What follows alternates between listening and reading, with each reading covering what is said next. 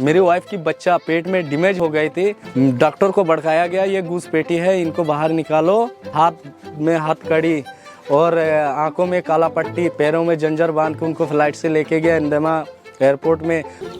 इसका मेन काम है वो जो काम था वो नहीं गया नहीं। एक को ले गया, दो को, चार को ले गया, ऐसे करके। और अगर हमें ले जाते तो एक कट्टा ले जाना चाहिए था। मेरे जवान बेटी है, इसका कोई सहारा नहीं है। म्यांमार की मिलिट्री सरकार ने 1980 से साल 2000 तक अपनी ताकत को मजबूती देने के लिए बर्मीज नेशनलिज्म को तरवाड़ा बुद्धिज्म के साथ जोड़ दिया था। रोहिंग्या जैसे माइनॉरिटीज को सिस्टमैटिकली दबाया जा रहा था। उन्हें आउटसाइडर्स कह के उनके खिलाफ नफरत फैलाई गई थी। 2012 में रखाइन बुद्धिस्ट और रोहिंग्या मुस्लिम्स के बीच एक राइट हुआ था। बर्मीज सरकार ने इस दंगे को ना सिर्फ इनकरेज किया था बल्कि रखाइन के लोगों को सितवे से हथियार लाकर भी दिए थे। इसका नतीजा ये निकला, 78 लोग मारे गए और 1,40,000 से ज़्यादा लोग बेघर हो गए थे। आज भी कई रोहिंग्या बांग्लादेश, टर्की और इंडिया जैसे देशों में शरण ले रहे हैं।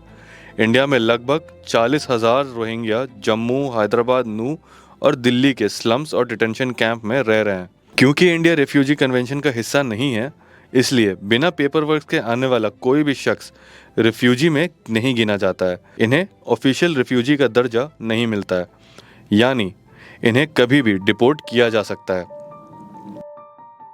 इनमें से ही एक रेफ्यूजी नूरुल अमीन है। मई 7 को दिल्ली के उत्तम नगर में रहने वाले रोहिंग्या रेफ्यूजी नूरुल अमीन जब अपने घर लौट कर आए तो उन्होंने देखा दस्तरखान वहीं लगा है, उस पर प्लेट्स वैसी ही रखी हैं और पूरा घर खाली था। पड़ोसियों ने उन्हें बताया कि पुलिस उनके घर वालों को बायोमेट्रिक्स के लिए ले गई है। उन्होंने काफ़ी देर तक इंतज़ार किया, लेकिन जब कोई खबर नहीं आई तो वो बेचैन होने लगे। पर तभी उनके पास एक ऐसी कॉल आई जिसने उनके पैरों के नीचे से ज़मीन ही खींच ली।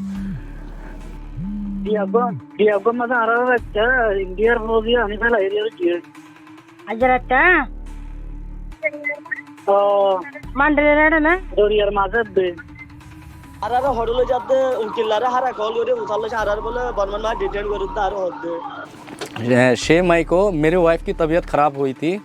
मैं अपनी मेरी वाइफ की बच्चा पेट में डैमेज हो गई थी, तो डीडीओ हॉस्पिटल, दीनदयाल हॉस्पिटल में मेरी वाइफ को एडमिट किया था।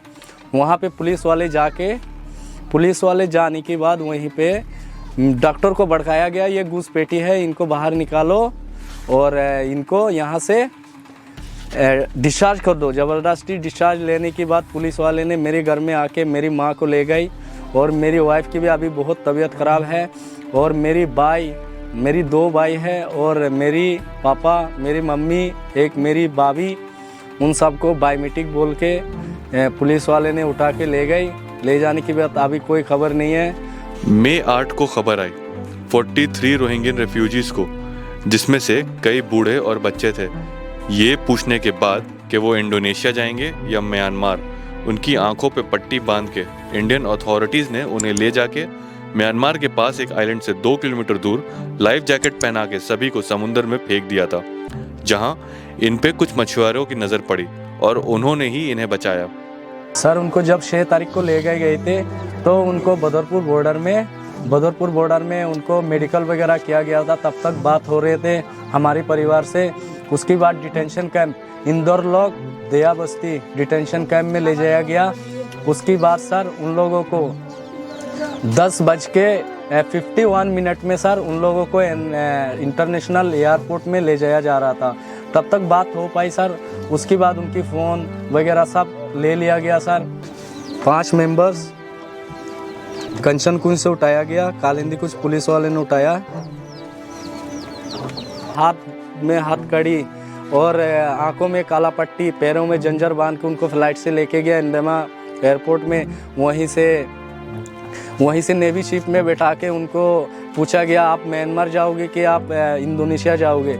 उन्होंने बोला सर हमारी जान बहुत खतरे में हो जाएंगे, हमें म्यांमार दोगी तो हमें इंडोनेशिया दे दो, ऐसे बोला। उनको एक लाइफ जैकेट दे दिया गया और पानी में उनको फेंक दिया गया। पानी में फेंकने के बाद एक मच्छी वाले ने उनको हेल्प करके एक आइलैंड सा, एक दरिया के बीच में, इंटरनेशनल जो सागर है उसके बीच में उनको बसा के रखा। नूरुल अमीन से मिलने से पहले फोइज की टीम श्रम विहार में मोहम्मद इस्माइल से मिली थी, जिनकी बेटी की शादी 20 तारीख को होने वाली थी। 2017 में भागा भी सब अपने अपने जान बचा रहा है। कुछ भाई बांग्लादेश रह गया, कुछ मैं इधर पहुंच गया, कुछ भाई मलेशिया पहुंच गया पानी से। कौन कहाँ गया पता नहीं। तो फिर वो भाई को मेरे बहन ने लंबर मुखस्त जो था उसने फ़ोन करा। फ़ोन कराने के बाद भाई ने उठाया, मेरे बहन रो रहा का मतलब बहन रो रहा। मेरे भाई ने बोला बहन क्यों रो रहा है, घर में क्यों झगड़ा हुआ क्या। ये बाद में मेरे बहन ने बोला रहा नहीं भैया मेरे तो समंदर में फेंक के चला गया भैया, ऐसे बोल के मेरे यहाँ इन्फॉर्म करा मेरे भाई ने। आया मेरे जवान बेटी शादी होने वाला, देखो मेरा सामान पूरा सामान भरा हुआ घर में। 20 तारीख का शादी है, आज 3 दिन बाकी है बस। मेरे सिर के ऊपर तो ऐसे बूंद डाल दिया लग रहा है मेरे ऊपर। मेरे ऊपर बूंद डाल दी थी, ऐसे लग रहा है। मेरे जवान बेटी है, इसके कोई सहारा नहीं है। एक बचपन से बाप नहीं थका, उसके ऊपर इतना जुल्म किया है।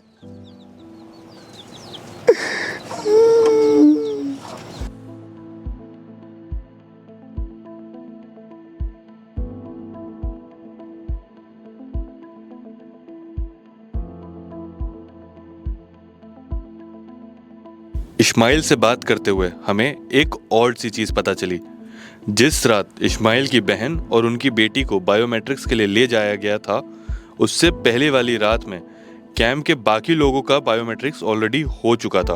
उनमें इस्माइल की मां को भी ले जाया गया था, लेकिन कई घंटे डिटेन करने के बाद उन्हें कैंप में वापस भेज दिया गया था।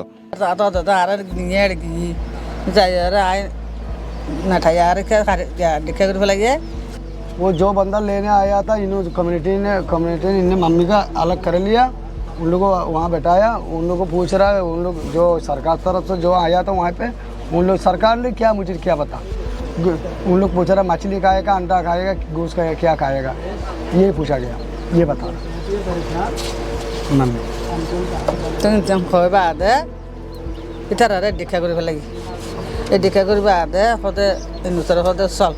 लेडीज़ पुलिस नहीं है, मेरी बेटी को ले गया, औरत को ले गया, बिल्कुल लेडीज़ पुलिस नहीं आया। बहुत जुल्म हुआ, ये कानून तरफ से बहुत जुल्म हुआ है। इस्माइल बार बार एक नाम ले रहे थे, मोहम्मद यूनुस खुद भी एक रेफ्यूजी हैं और कैंप की देखभाल करते हैं। इस्माइल का कहना था कि यूनुस ने पैसे लेकर दोनों औरतों को अथॉरिटीज़ के हवाले कर दिया था। काफ़ी समझाने के बाद जब यूनुस ने फोइज की टीम से बात की तो हमें कुछ और नई चीज़ें पता चली। पहला बायोमेट्रिक के लिए बंदा लेके गया था, हमारे जितना रोहिंग्या है, तो उन लोगों को ले जाके इससे पहले बहुत लोगों को लेके गया था और उन्होंने वापस कर दिया। और उसके बाद फिर 8-10 आदमी 2-2 करके लेके गया था, तो उन्हें बायोमेट्रिक के लिए कह के गया और उन्हें छोड़ दिया। तो उसके बाद फिर और 4 आदमी का नाम आया था। उसमें 4 आदमी का नाम जब लिया है तो मैंने उनसे पूछा, मैंने कहा किस लिए है। और इनका जो बायोमेट्रिक किया था उस बायोमेट्रिक में शो नहीं कर रहा, उसी वजह से हम बायोमेट्रिक के लिए बुला रहे हैं। तो उसके बाद बायोमेट्रिक के लिए लेके गया है, तो उससे पहले 2 लेके गया, 2 रखा, फिर वो 2 लेके गया है माँ बेटी को। तो ले जाने के बाद बायोमेट्रिक के लिए कह के फिर उनको वहाँ से वापस नहीं किया, फिर उन्होंने वहीं पे रख लिया। इसका मेन काम है, वो जो काम था वो निभाया नहीं। कैसे नहीं निभाया? जब तक हमारा बात प्रशासन आई है, पुलिस आई है, डिपार्टमेंट आई है, हमारा बेटी को ले जाने में पुलिस लेडीज चाहिए कानून तरफ से। तुम बिना कानून तरफ से तुम अपना चीज़ नहीं निभाया, बिना लेडीज से तुम बेटी की क्या कहाँ, औरत को कहाँ उठाया? पुलिस को सवाल कर सकता है, पुलिस कहाँ है? ये चीज़ आपने पूछा नहीं कि तुम लोग मेल हो, लेडीज को कहाँ ले जा रहे हो? मैंने तुम्हारे बेटे को ऐसे उठा के ले गया क्या? उन लोगों ने आके तो बुला के ले गया, तुम ऐसे बात कर रहे हो। तू उसको पूछ सकता है पुलिस को। उनसे तो पूछे हो, तो कह तो रहा हूँ, मैंने पहले से कह रहा हूँ, इन्हें तो बायोमेट्रिक के लिए लेके गया है, ये एक को तोड़ ले गया और सारे को तो लेके गया है ना।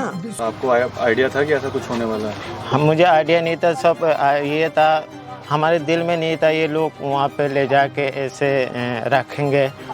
हमारे दिल में ये था उन लोगों ने छोड़ देंगे। यहाँ पे क्या लोग आप पे इल्ज़ाम डाल रहे हैं क्या आपके वैसे हुआ है?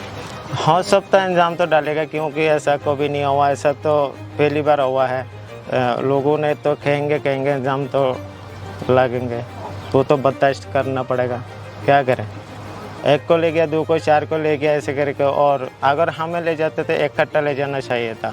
इकट्ठा अगर ले जाके कहीं भी अगर ये तो नहीं और कहीं अगर इंडिया में ना चाहते तो फिर और कहीं भेज देते सबको। जब ये लोग सुप्रीम कोर्ट के पास अपनी पिटीशन लेके पहुंचे तो सुप्रीम कोर्ट ने उसको कंप्लीटली डिसमिस कर दिया, ये कहकर कि ये सिर्फ एक फैंसी कहानी है, और उन्होंने डिमांड किया कि इससे रिलेटेड एविडेंसेस कहाँ हैं। आपने अभी क्या क्या पिटीशन में क्या क्या फाइल करवाया है, पिटीशन में वहाँ से क्या जवाब आया आपको भी? वहाँ जब से ना अभी वही रिपोर्ट मांग रहा, डॉक्यूमेंट मांग रहा, क्या साबुत है? मैं कि साबुत में तेरा इतना साबुत है, डिटेशन में कौन रखा, कौन सा सरकार रखा? सुबह 11 बजे कौन ले गया ये यहाँ से उठा के गाड़ी भर के? मुझे यही साबुत है। ये भारत से जमीन से तो निकली। मोहम्मद इस्माइल और नूरुल आमीन के मन में डर तो बहुत है, लेकिन ये डर इस वक्त दिखाना वो अफोर्ड नहीं कर सकते। जब हमने मोहम्मद इस्माइल से पूछा कि क्या उनका चेहरा हम ब्लर कर दें, तो उन्होंने साफ साफ हमें मना कर दिया। अपने काम से वापस लौट के या रातों रात अपने परिवार के लोगों को अपने ही घर से गायब हो जाते हुए देखना कैसा महसूस होता होगा, ये तो हम इमेजिन भी नहीं कर सकते। और इस वक्त वो 43 मेंबर्स किस जगह मौजूद हैं, इसकी इन्फॉर्मेशन भी किसी के पास नहीं है। अभी आपका जब हम वीडियो अपलोड करें तो चेहरा ब्लर करके करें या ऐसे ही चढ़ा सकते हैं? नहीं चढ़ा सकता, कोई दिक्कत नहीं। मैं तो ऐसे ही मरा हूँ सर, मैं तो बिल्कुल मरा चुका हूँ। उस दिन मेरे बेटे जिस दिन घर से निकल गए, मेरा खाना कहाँ, मेरा नींद कहाँ का मुझे नहीं पता। मैं तो बहुत जुलूम मिला, मेरे जुलूम कहाँ हुआ है, इसके ऊपर मेरे को क्यों जुलूम कर रहा है।